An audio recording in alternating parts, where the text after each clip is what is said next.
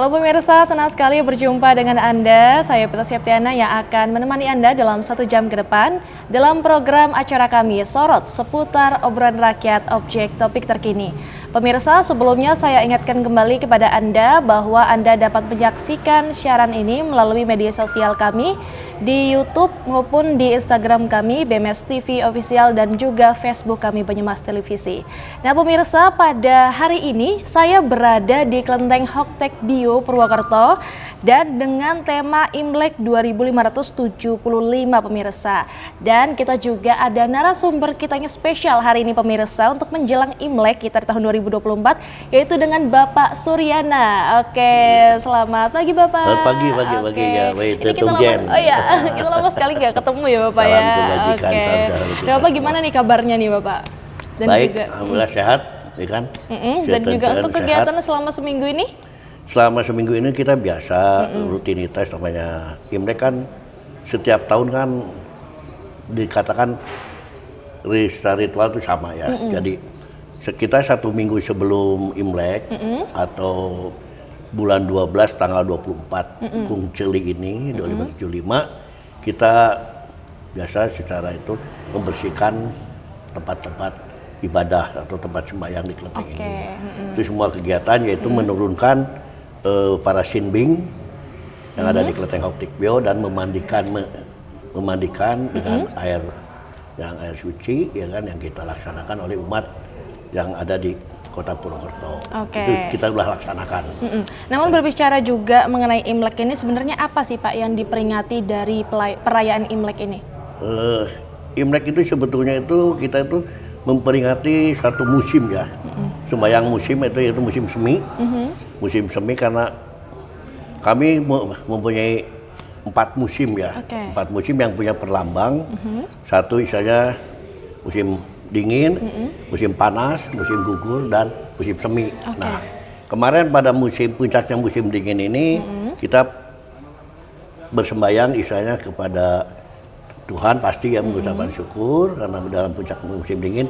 Nah, secara tradisinya kita ada wedang jahe kasih ronde, ya itu yang terkenalnya itu puncak musim dingin. Nah sekarang mau puncak musim semi untuk orang mulai bisa bercocok tanam.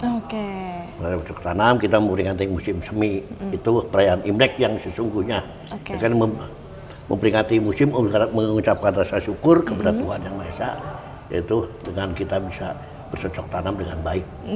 Nah, cuman untuk Imlek sendiri ini mengapa Imlek memiliki tanggal yang berbeda nih Pak setiap tahunnya itu? Terima kasih Mbak. Untuk Imlek tanggal yang berbeda, tapi Imlek itu tidak bisa berkurang di antara akhir Januari dan pertengahan Februari. Itu selalu berkisar di situ, karena sudah dihitung oleh pendahulu kita, ya kan, para nabi purba itu. Pada dinasti Xia itu dihitung kan kalendernya kan 2930. Kenapa tidak pernah berubah dalam bulan Januari atau Februari? Karena dari puncak musim dingin itu 40 hari itu pasti jatuh ke musim semi. Musim semi. Ya. Nah, itu ada bulan penggenap. Jadi kami di sini ada istilahnya Lun. Lun itu untuk menggenapi hari 2930 supaya tidak berkurang 4 tahun sekali atau disebut tahun kabisat lah. Ya. Tahun kabisat itu jadi istilahnya 4 tahun sekali ada bulan penggenap yang disebut Lun Gue.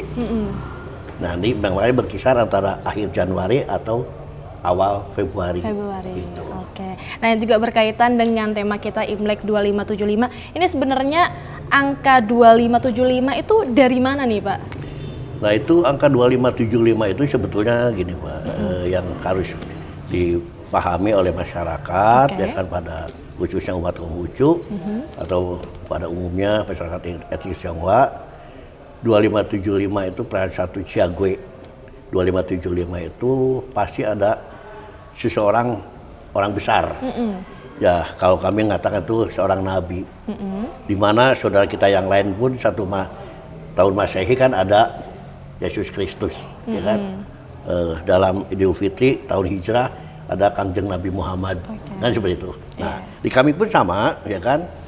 Karena dulu itu perjalanan perayaan Imlek itu bisa berubah-ubah, bisa jatuh di bulan Desember, Oke. karena kaisar itu berganti-ganti, per dinasti itu berganti-ganti. Nah, pada saat dinasti Han itu, dia sangat risau karena tidak cocok perayaan Imlek itu dengan masyarakat agraris yang ada di daratan sana. Nah, beliau menanyakan, nyuruh Perdana Menteri menanyakan kepada Nabi Kongcu, guru sebaiknya pakai penanggalan apa Oke. untuk menentukan satu Jaguenya atau perayaan tahun barunya, ya kan? Kembalilah, kata Nabi Kongcu nih, kembalilah kepada penanggalan dinasti Xia atau dinasti He. Nah, yang cocok untuk penduduk setempat, yaitu bercocok tanam. Oke. Maka dari itu untuk penghormatan kepada beliau, satu Imleknya itu diambil dari tahun kelahiran Nabi Kongcu, Oke. 551 sebelum Masehi. Sebelum Masehi. Karena Nabi Kongcu lahir 551 sebelum Masehi. Ditambah 2024. Jadi 2575 tahun ini. 2575. Itu Oke, angkanya, ya. Nah, cuman untuk arti dari tahun binatang dalam kalender Imlek ini apa nih, Pak? Tahun ini kebetulan tahun naga ya. Tahun naga. Oke. Naga kayu, ya kan. Nah, ya kalau saya pribadi sering ditanyakan saya sama beberapa teman atau gimana prediksi tahun ke depan tahun naga. Kalau saya terus aja tidak berani memprediksi, Mbak. Karena apa? Versinya banyak. Oke. Dan prinsip saya jangan orang bingung tambah bingung. Yang paling penting kita mendisiplinkan diri, membina diri setiap tahun, ya kan, setiap hari membina diri dan kita harus bermanfaat bagi kehidupan orang lain. Itu yang paling penting. Yang paling penting itu Ya. bermanfaat bagi orang lain. Ya, Oke. minimal lingkungan keluarga, lingkungan tetangga lah, seperti itulah, ya kan. Yang paling deket-deket dulu ya, Betul, Pak ya. ya kan. Oke. Nah, terus Itu hanya satu simbol. Tahun naga itu satu simbol aja. satu simbol Ya saja. kan? Oke. Tapi ada yang percaya bahwa tahun naga ini nanti karena hidupnya kan di awang-awang apa nanti kita di atas terus ya kan? Bener, Ya enggak lah ya kan. oke. Ya monggo itu ada para ahlinya yang dapat membicarakan Berarti itu. intinya tahun ini naga itu hanya sebagai simbol Iya, saja ya, Pak. iya, Oke, iya. yang terpenting adalah bermanfaat bagi orang lain Betul, tersebut. iya, iya, Oke. itu aja. Nah, pemirsa, kita akan kembali setelah komersial break berikut ini.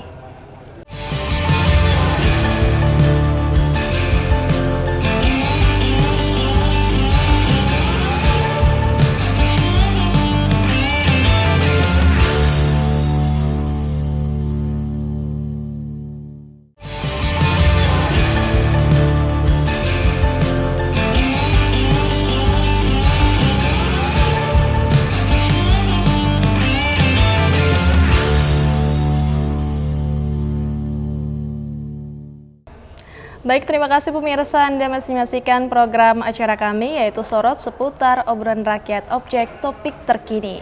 Dan pemirsa masih dengan tema kita yaitu Imlek 2575, masih dengan narasumber kita Bapak Suryana, dan kita akan lanjutkan lagi pembahasan kita ya Bapak ya, Iya, boleh. mengenai Imlek. Itu sebenarnya apa yang dilakukan orang-orang nih Pak untuk merayakan Imlek sendiri nih Pak?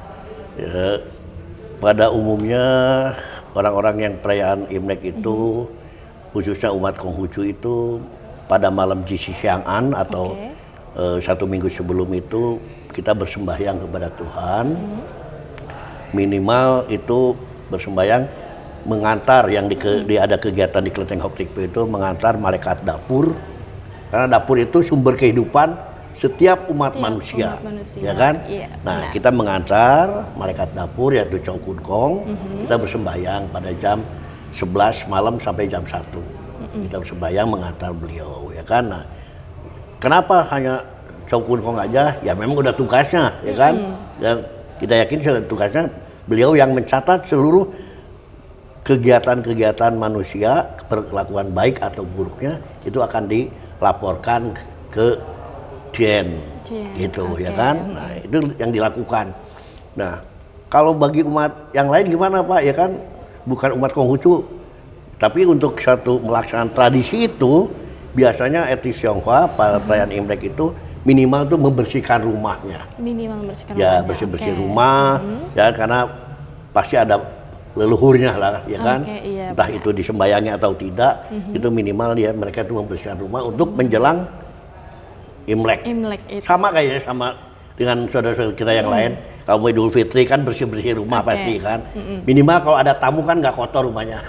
Gitu Benar. aja ya. Nah, tapi ini bolehkah tapi orang lain untuk merayakan selain agama Konghucu nih, mungkin Pak merayakan Imlek juga yang selain agama Konghucu boleh nggak nih Pak? Aduh, ya kalau untuk perayaan ya itu sangat bebas sekali dan boleh saya katakan ya kan, walaupun bukan umat Konghucu, apalagi sekarang sudah ada hadiah dari PBB, Oke. ya kan, bahwa Imlek itu sudah sebagai hari libur internasional, seluruh dunia itu menyambut Imlek sebagai hari libur internasional merayakan oke. oleh PBB. Tadi kembali lagi untuk siapa yang boleh merayakan Imlek, seluruh bangsa ya kan boleh merayakan Imlek Boleh ya kan, merayakan Imlek. siapapun boleh merayakan, agama apapun boleh ya kan, namun jangan dicampur adukan dengan ritualnya gitu. Oke, Kalau ritualnya itu ritualnya berbeda. katakanlah ya kan itu penganut Konghucu Konghucu, gitu, iya. itu aja.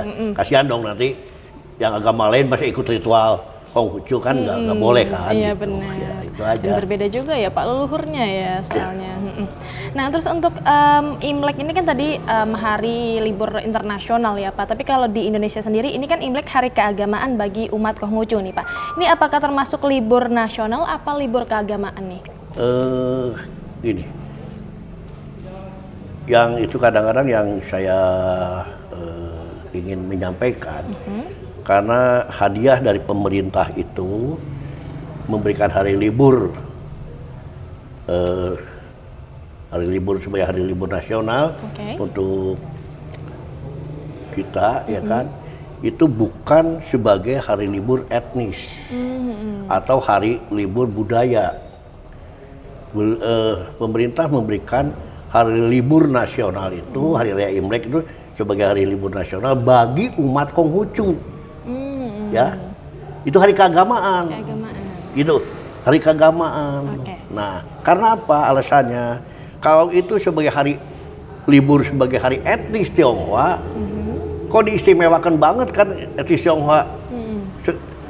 Karena apa? Di Indonesia kan etnisnya kan ribuan. Iya benar. Ya, sekarang ngomongin etnis Tionghoa dikasih libur nasional, nanti etnis yang lain ada Jawa, ada Sunda, ada Batak dan lain-lain minta libur dong semua. Iya. Ya, nah jadi secara logikanya memang pemerintah memberikan hari libur nasional itu sebagai hari raya keagamaan. Keagamaan.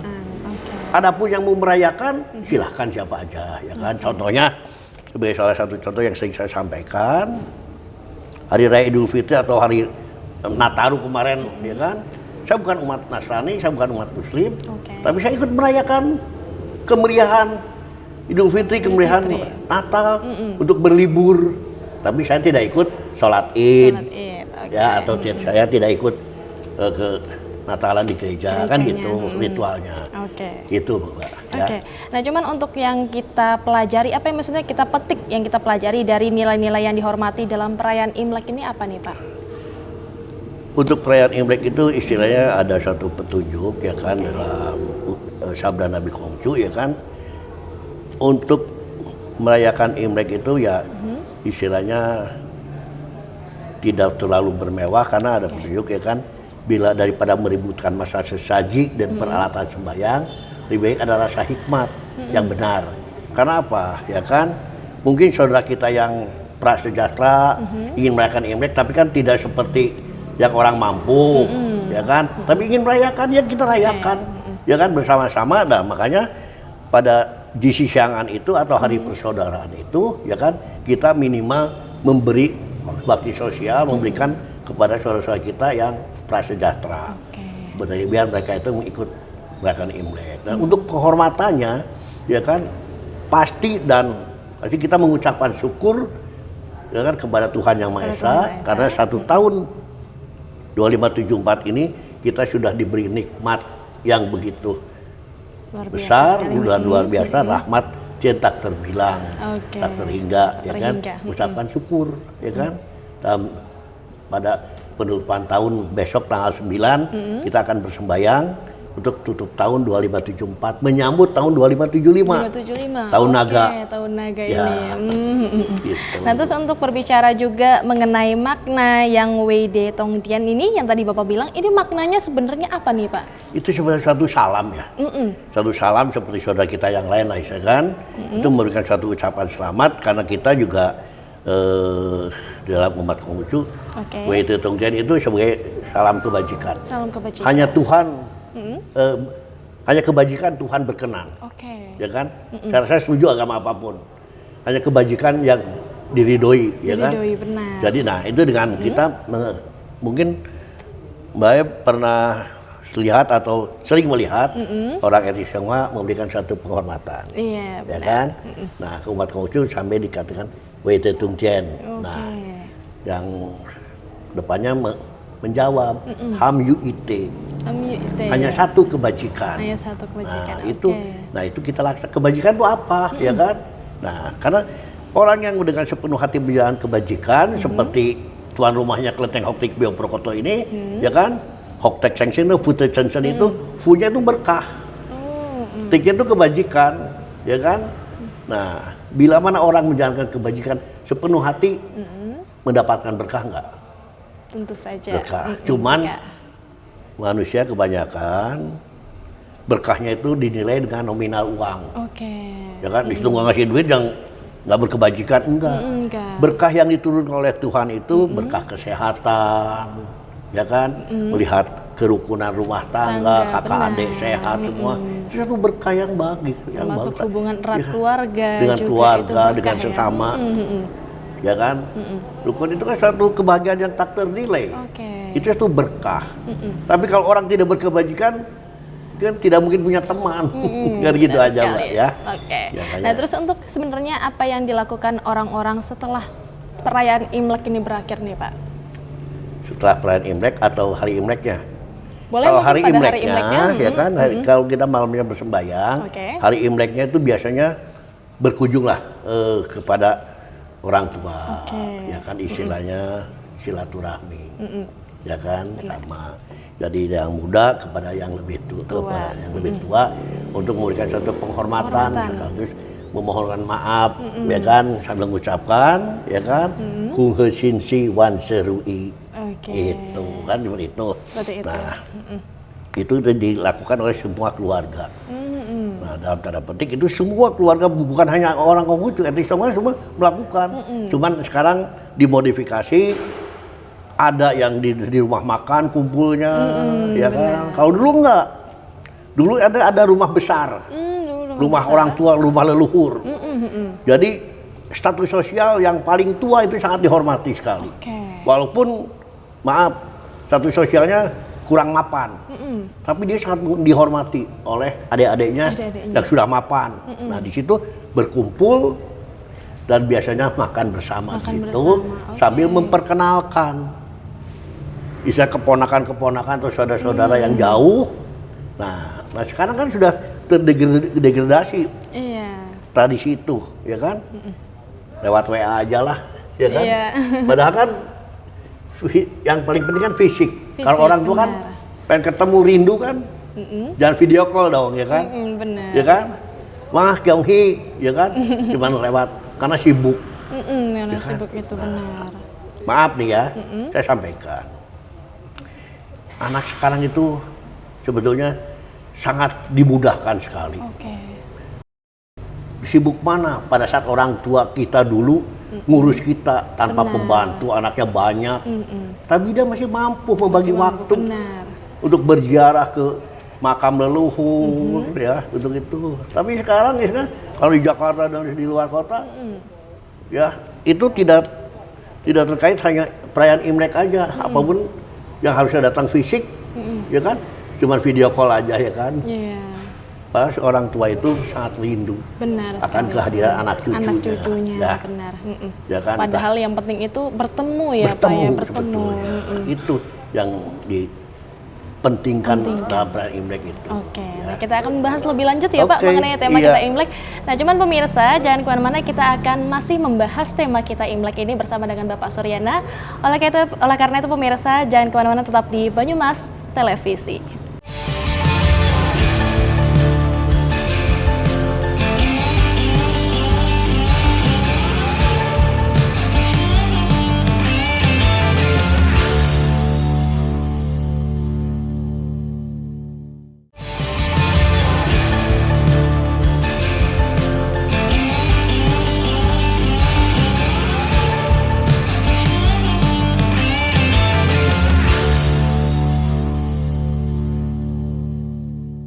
Baik, terima kasih pemirsa. Anda masih menyaksikan program acara kami yaitu Sorot seputar obrolan rakyat objek topik terkini. Masih dengan tema kita pemirsa yaitu Imlek 2575 dengan narasumber kita yaitu spesial narasumber kita yaitu Bapak Suryana di Kelenteng Hoptek Pio Purwakerto. Dan kita lanjutkan lagi ya Bapak mengenai tema kita Imlek. Siap. Sebenarnya apa sih arti simbol-simbol khas Imlek seperti mungkin jeruk ya atau mungkin bunga dahlia. Ini itu seperti apa nih Pak? Kalau istilahnya simbol-simbol itu jeruk, ya kan, kita itu ada sebagai suatu kemakmuran, ya kan. Nah seperti yang saya katakan, kenapa di Kelenteng itu didominasi warna kuning dan merah, Kuning dan ya kan. Nah merah itu kebahagiaan, kuning itu kemakmuran. Ya. Nah gitu, itu. Nah terus lambang-lambang yang ada di Kelenteng dalam perayaan Imlek itu ada binatang ini naga, ya kan, naga. Nah kami dari umat Konghucu meyakini 4 binatang ajaib, ya kan, meyakini itu harus dengan iman. Jangan ditanyakan, udah pernah lihat naga nggak pernah lihat, ya kan. Tapi saya sebagai umat Konghucu diajarkan kita meyakini 4 binatang ajaib. Pada saat naga itu muncul, ya kan, pada saat kelahiran Nabi Konghucu. Ya kan, di serambi atapnya. Makanya setiap kelenteng itu, ya kan, di atapnya itu ada sepasang naga. Satu. Kedua itu kilin. Ya kan, waktu ibu ganti saya mengandung, itu muncul sang kilin. Yang membawakan berita, terimalah putra air suci. Ya kan, itu. Kedua. Binatangnya ada di atas kelenteng satu. Dan kilin. Keempat burung punik, burung api. Ya kan? Nah, terus kelima kura-kura. Kura-kura panjang umur. Oh, kura-kura juga ya Pak ya? Nah, kura-kura itu panjang umur itu dilihat tuh 5.000 tahun. 5.000 tahun sebelum Masehi itu sudah terlihat oleh Nabi Fusi. Nabi pertama dari umat Konghucu. Gitu. Dilihat itu kita meyakini itu. Nah, makanya perlambang-perlambang itu ada. Ya kan? Nah, untuk modifikasi yang sekarang tambah jeruk, tambah itu kadang-kadang banyak bahasa Kirata, Mbak. Itu bisa di googling lah. Ya kan? Nah, cuman untuk pertunjukan atau parade khusus nih selama Imlek nih ada nggak Pak? Untuk Imlek biasanya nih, kalau tidak terbentur kayak tahun-tahun beberapa tahun yang lalu kita COVID ya, dan sekarang juga dalam masa tahun politik. Mungkin kita untuk parade yang kira budaya, yang istilahnya memanggil masyarakat banyak itu mungkin kita disederhanakan. Ya mungkin karena kami kemarin sudah juga ngobrol-ngobrol dengan pihak keamanan, khususnya dari kepolisian, ya kan boleh dilakukan untuk ibadah, tidak ada larangan apa-apa. Untuk keramaian di lingkungan sini dan keluar muter kelenteng itu nggak masalah apa-apa, ya kan. Cuman kita atur waktunya karena kebetulan kan untuk tanggal 10 kan masa akhir kampanye, 11, 12, 13 kan masa minggu tenang. Cuman kita hanya beribadah aja. Nanti untuk perayaan yang Cap Gomenya, penutupan itu kita keluar mungkin barongsai Liong hanya muter kelenteng aja, hanya satu syarat aja lah. Itu juga untuk tolak bala Kabupaten Banyumas. Biar kondusif. Tapi sebenarnya wajib nggak sih Pak parade ini atau festival ini di perayaan Imlek? Sebetulnya sih nggak wajib, Mbak. Nggak wajib. Karena itu menyangkut dana. Menyangkut dana itu. Nah juga mungkin untuk mitos atau legenda nih Pak terkait dengan perayaan Imlek ini kira-kira ada nggak Pak mitos atau legendanya? Kalau saya rasa untuk perayaan Imlek mah nggak ada mitosnya ya. Nggak ada ya? Nggak ada Oke. mitosnya. Itu perayaan musim semi, para petani itu menyambut musim semi dengan gembira. Oke. Ya kan? Nah, dengan gembira menyambut datangnya musim semi itu, ya kan? Nah, dimeriahkan oleh bunyi-bunyian Barongsai, oke. Yo, gitu aja sebetulnya. Oke. Berarti untuk mitos-mitosnya tidak ada ya Pak ya? Nggak ada ya. Ya kan? Cuman untuk yang sejarahnya tadi itu aja ya mengenai Iya, legendanya sejarah tadi. aja, ya Oke. kan? Nah terus untuk keluarga sendiri mempersiapkan rumah mereka untuk Imlek ini sebenarnya bagaimana nih Pak? Ya, yang tadi saya sampaikan dari awal, kalau keluarga itu biasanya ya hanya membersihkan rumahnya lah. Oke. Misalnya yang mampu mengecat ya dicat rumahnya. Ke saya seperti rumah saya, buat persyaratan lah ya, cuman pintunya aja dicat lah ya kan. Oke. Karena kalau satu rumah kan anggarannya banyak. Nah cuman untuk apakah ada juga tradisi memberikan tanda nih Pak atau persembahan kepada dewa selama Imlek ini ada nggak Pak? Oh, itu pada saat malam tahun baru kita penutupan tahun kita bersembayang kepada Oke. Tuhan khususnya. Nanti untuk para sinbeng itu kita pada tanggal 8 malam 9 Oke, 8 yang malam disebut 9. sembahyang Keng Tikong, ya kan? Keng Tikong kita mempersembahkan yang hari pertama dalam tahun 2575 untuk mempersembahkan hasil daripada kita yaitu berupa buah-buahan. Oke. Itu aja, ya kan? Persembahan cuma itu aja buah-buahan, yaitu dari jeruk, pir, apel lah, sederhana itu. Adapun yang mungkin orang yang lebih mampu, ya kan? Itu nanti ada buah naga dan lain sebagainya itu monggo, nggak masalah. Ya kan? Oke, dan ini juga mungkin di samping kanan kiri kita juga ada lilin besar ya Pak. Oh, iya. Ini sebenarnya makna dari lilin besar ini dan juga mungkin tempat yang seperti ini nih kira-kira apa nih Pak maknanya? Lilin itu sebetulnya itu untuk perlambang suatu pelita ya, untuk penerangan misalnya perjalanan kita tahun ke depan untuk biar padang lah, ya kan, lebih terang jalan yang kita lakukan. Tapi terangnya lilin itu kan ada masanya. Yang paling penting hati kita lebih jernih, lebih bersih. Karena dengan kebersihan hati akan dapat menerima tantangan hidup. Oke. Setuju nggak tuh? Setuju. Oke, apalagi tantangan hidup kan juga berlika-liku ya Betul, Pak ya. ya kan? Tidak hanya lurus saja. Jadi kadang-kadang di dalam ya tadi katakan mitos bukan mitos ini ya, hanya pendapat lah, pendapat gini. Kalau pasang lilin yang besar nanti berkahnya besar. Oke. Kalau yang kecil katanya berkahnya kecil. Nah itu mitos itu nggak benar kalau menurut saya. Menurut saya, Bapak, oke. Kan Tuhan kan maha asih, maha penyayang. Masa dibeda-beda, ya kan? Nah kembali lagi ke hati kan.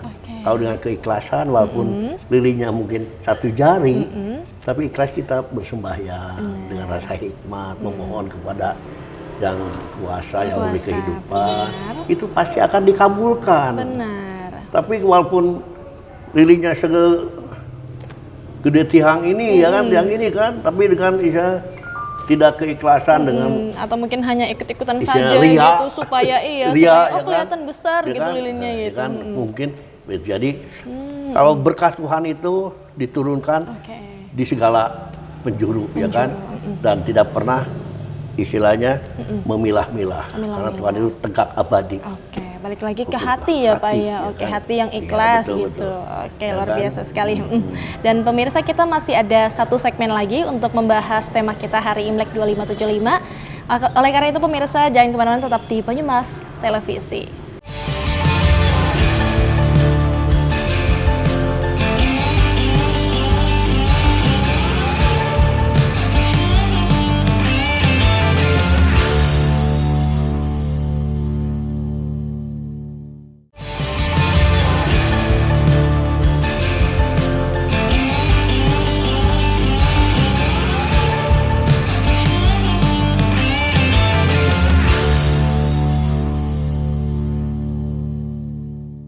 Baik pemirsa, terima kasih Anda masih menyaksikan program acara kami Sorot seputar obrolan rakyat objek topik terkini.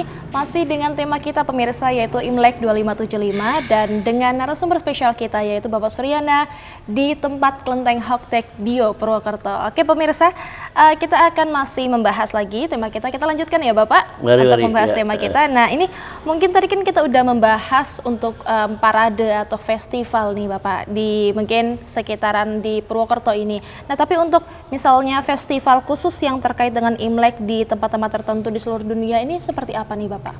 Ya mungkin untuk di seluruh dunia sih seperti saya di Hong Kong apalagi di daratan Tiongkok di sana, ya kan itu sangat meriah sekali ya. Ya sangat meriah sekali. Korea ya kan itu melakukan banyak sekali ya kan yang merayakan Imlek ya kan, dengan memeriahkan Imlek ya kan. Singapura, cuman kadang-kadang mereka hanya merayakan aja, ya kan, euforianya aja ya kan. Jarang kembali yang merayakan ritualnya gitu kan, seperti itu ya kan. Seperti di Indonesia pun yang di kita pun di sini ada ya kan, seperti kota Solo itu dihias kan, dihias lampion ya kan. Nah itu hias itu kan dari pemerintah tempatnya ya kan. Mungkin di daerah Bogor, ya kan. Nah, itu rangkaian Imlek itu kita melaksanakan ada penutupan tahunnya. Penutupan tahunnya. Yang disebut Cap Gome. Ya, langsung kita bahas ya. Nah, Cap Gome itu hari ke-15 setelah Imlek. Dari kami dalam perayaan Imlek itu 15 hari. Ya kan? Kenapa sampai 15 hari itu ya kan? Nah, mungkin dulu tuh di sananya ya zaman dahulu kalanya kan nggak ada transportasi dan lain sebagainya, antara jarak saudara dengan saudara kan jauh-jauh sekali. Jauh sekali. Nah itu sampai 15 hari dah. Dalam sembahyang Purnama Raya penutupan tahun baru Imlek di Indonesia ini ya kan ada makanan khasnya. Itu lontong Cap Gome itu akulturasi budaya dengan di Indonesia ini ya kan. Di sananya ada lontong nggak, sembahyang nggak ada di sana, ya kan? Nah jadi sini pakai lontong Cap Gome, makanya nanti kalau kru TV Banyumas bisa hadir di sini, kita mari makan bersama. Itu lintas iman, lintas agama. Kita untuk masyarakat umum, kita menyediakan 1000 piring. 1000 piring, ya, untuk makan bersama. Luar biasa di sekali. penutupan tahun baru Imlek, Cap Gome. Mudah-mudahan itu pun juga kita bisa keluar yang tadi saya sampaikan, barongsainya dengan liongnya. Nah untuk mungkin cara orang-orang, bagaimana sih Pak cara orang-orang yang tidak merayakan Imlek nih mungkin memahami dan juga menghormati perayaan Imlek tersebut ini? Mereka kadang-kadang yang tidak ikut merayakan Imlek dalam arti kataan beragama lain ya. Tapi mereka kalau etnis Tionghoa saya rasa masih merayakan. Masih merayakan. Merayakan ya kan. Maaf contohnya sekarang di gereja, di gereja Katolik, ikut merayakan Imlek, ya kan? Ya kan? Merayakan Imlek, cuman ya hanya merayakan sebetulnya. Dan ada istilahnya dalam tanda petik misa Imlek, ya kan? Kan itu kan kasihan umat Katoliknya, ya kan? Jangan ya kan? Kalau umat Katolik ikut merayakan Imlek, monggo, ya kan? Itu sah-sah saja ya kan, boleh, sangat boleh. Siapapun umatnya boleh merayakan Imlek. Boleh merayakan Imlek. Berarti tidak hanya untuk etnis Tionghoa saja ya Pak ya, berarti siapa saja juga bisa. Nah untuk perayaan Imlek sendiri tadi kan kita udah membahas festival ya Pak dari berbagai negara atau seluruh dunia. Nah mungkin perayaan Imlek sendiri nih Pak, kalau di berbagai negara ini berbeda nggak Pak? Mungkin hanya perbedaan, hanya beda budaya aja ya. Beda budaya, budaya aja. Tapi intinya hampir sama, seperti lampion, ya kan, barongsai, itu hampir sama itu kan. Ya, cuman seperti karena secara ritual keagamaannya pun walaupun basicnya Konghucu atau apa, tapi tidak, istilahnya kan karena ada kearifan lokal, masing-masing negara. Ya kan, seperti topinya seperti yang di Korea tuh, topinya tidak seperti yang tidak seperti di sana, di Tiongkok lah, itu enggak, itu berbeda, itu kan berbeda budaya. Ya, tapi intinya sama. Intinya kan? Juga sama. 2575 tahun naga, mereka mengakui tahun naga itu. 2575 ya kan. Nah untuk sendiri anak-anak nih Pak, untuk melibatkan anak-anak sendiri dalam perayaan Imlek ini seperti apa nih Pak? kebetulan untuk anak-anak muda khususnya di Kelenteng Oke. Optik Bio ini ya kan ya karena kita krisis anak muda sebenarnya, Oke, ya krisis kan? anak muda ya. Saya baru istilahnya mengkaderisasi untuk generasi penerus ya kan biar tempat ibadah Kelenteng Optik Bio ini ada penerusnya lah Oke. dan ada generasi penerus ya kan karena kan makin lambat kami semua kan yang udah lanjut usia kan lama-lama kan diwariskan kepada anak muda. Anak-anak Nah, muda itu tersebut. silakan anak muda ikut berperan aktif di dalam Kelenteng Optik Bio Purwokerto, ya kan. Nah, terus sekaligus untuk menghormati ya kan hari raya keagamaan atau para sinbeng yang ada di Kelenteng Optik Bio yang kami lakukan, ya kan. Oke. Jadi saya mengharapkan peran aktifnya dari anak-anak muda. Ada di sini juga ya kurang lebih 30 anak masih ada ya kan. Nah, mereka nanti untuk Imlek berkumpul juga di sini ya kan biasanya kita memberikan hormat yaitu pai yaitu kan Oke. gitu ya kan mengucapkan Kyonghi kan Kyonghi. Sinsi Wan Serui gitu Suri, aja. Oke. Nah tadi juga Pak Sorina juga ada membahas mengenai lampion dan juga barongsai nih Pak. Ini sebenarnya makna di balik barongsai dan juga lampion ini seperti apa nih Pak? Lampion itu hampir sama dengan lilin. Dulu kan katakan lilin belum ada lah ya. Iya, Nah itu oke.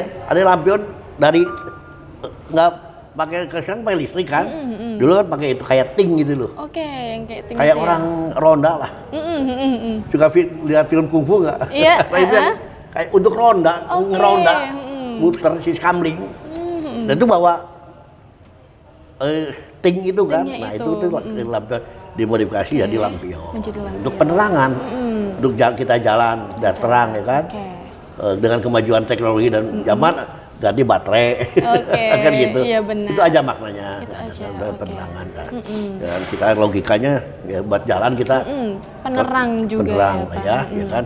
Nah untuk barongsai, barongsai itu istilahnya memang itu ada satu cerita legendanya bahwa dalam satu desa itu selalu kehilangan ternak. Ternak, oke. Ternaknya selalu ya kan dimakan binatang buas. Binatang buas dan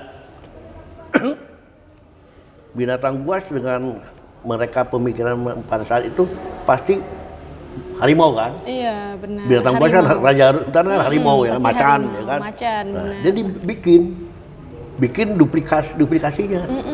Ya kan? Bikin macan ya kan? Dicoba tuh ya kan? Pakai bunyi-bunyian. Ternyata selamat tuh binatang ternak-ternak peliharaannya itu. Ya kan? Jadi seakan-akan binatang ini yang duplikat macan ini jadi penolong. Ya kan? Oke. Nah, karena mungkin pemikiran orang dulu, ya kita harus berterima kasih. Jadi diangkat sebagai binatang yang disakralkan, ya kan? Barongsai itu, karena menolong satu desa bebas dari terkaman binatang buas. Ternyata berhasil, ya kan? Dicat merah, ya kan? Dia pakai bunyi-bunyian yang cukup keras, ya kan? Ya, siapa orangnya lah kalau zaman sekarang anak-anak pinter kok, ya kan? Ada bunyi-bunyian kan seperti anjing juga lari, Iya, ya kan? benar. Bisa gitu ya kan? Nah terus jadi berjalan, ya kan? Jadi diritualkan, ya kayak apa? Kuda lumping lah ya. Kuda lumping juga, Seperti ya. itu. Nah cuman lambat laun karena sudah jadi olahraga ketangkasan, sekarang nggak pakai ritual lagi, Oke. ya kan? Udah jadi olahraga, Udah masih jadi dikoni, olahraga. jadi Iya, itu benar. Nah, sebagai closing segmen boleh disampaikan untuk pesan dan harapannya nih, Bapak. Ya, saya selaku Ketua Kelenteng Optik Bio Purwokerto sangat mengharapkan khususnya kepada umat Konghucu khususnya pada umumnya di Kelenteng Optik Bio Purwokerto. Pesan yang saya ingin sampaikan dari pesta demokrasi ini jelas kita harus ikut berpartisipasi untuk membangun negara dan bangsa ini 5 tahun ke depan, dan yang berhak memilih datanglah ke TPS masing-masing, cobloslah yang sesuai dengan hati nurani Anda, ya kan? Semoga damai, sejahtera, khususnya Kabupaten Banyumas dan Indonesia pada umumnya. Semua kita bisa merayakan ke pesta demokrasi ini dengan gembira, sekaligus merayakan Imlek karena berdekatan sekali, ya kan? Iya, Kami sangat sangat berdekatan berterima sekali. kasih sekali kepada aparat keamanan, Pemda semua pemerintah, karena dengan doa-doa dari para tokoh-tokoh lintas agama Indonesia, kami yakin tetap kondusif dan aman. Aman. Ya Oke. kan? Banyumas TV, TV ne inyong. Oke. Hungesinsi wan serui. Oke. Dalam kebajikan. Nah pemirsa, itu dia pembicaraan kita pada acara program Sorot ini selama 1 jam. Dan saya ingatkan kembali kepada Anda pemirsa bahwa Anda dapat menyaksikan ulang kembali melalui media sosial kami di YouTube maupun Instagram kami BMS TV Official dan juga di Facebook kami Banyumas Televisi. Nah pemirsa, tema kita yaitu Imlek 2575 dan juga narasumber kita Bapak Suryana sebagai Ketua Klenteng Hoktek Bio Purwokerto. Saya ucapkan terima kasih terlebih dahulu pemirsa kepada Anda yang telah berpartisipasi atau menyaksikan tema kita yaitu Imlek 2575 dan juga kepada Bapak Suryana yang telah menyempatkan waktunya pada acara program Sorot ini ya Bapak. Terima kasih sekali. Dan pemirsa, saksikan Sorot jam 8 malam setiap hari Kamis dengan tema-tema menarik lainnya. Oke, Bapak boleh bersama saya mungkin untuk menyampaikan salam penutupan? Oke. Ya. Nah, pemirsa, ini kita akan menyampaikan salam penutupan bersama Bapak Suryana. Boleh, Bapak? Silakan. Boleh. Ya, saya menyampaikan salam kepada umat Konghucu yang merayakan Imlek tahun 2575 khususnya, dan kepada masyarakat etnis Tionghoa saya menyampaikan Kung He Sin Si Wan Serui. Sancai. Oke, selamat hari Imlek pemirsa bagi Anda yang merayakan, dan pemirsa saya Peta Septiana serta Bapak Suryana undur diri, terima kasih dan sampai jumpa.